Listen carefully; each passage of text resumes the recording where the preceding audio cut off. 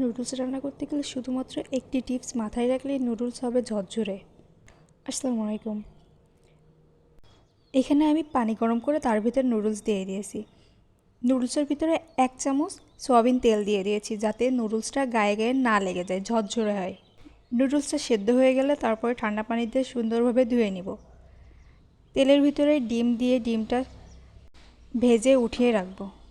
ওই একই তেলের ভিতরে পেঁয়াজ বাটা দিব। পেঁয়াজটা আপনারা বেটে দেওয়ার চেষ্টা করবেন, তাহলে স্বাদটা অনেক ভালো আসবে। পেঁয়াজ বাটা দিয়ে তার ভিতরে টমেটো আর ঝাল কুচি দিব, সামান্য লবণ আর মশলা দিয়ে দিব।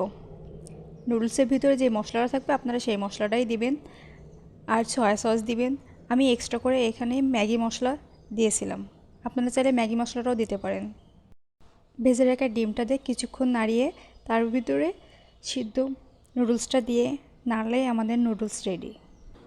অনেকে অনেকভাবেই রান্না করে, তবে নুডলস রান্নায় পেঁয়াজ কুচি করে না দিয়ে পেঁয়াজটা যদি বেটে দেওয়া হয় অনেক ভালো স্বাদ আসে। আপনারা চেষ্টা করবেন পেঁয়াজটা বেটে দেওয়ার।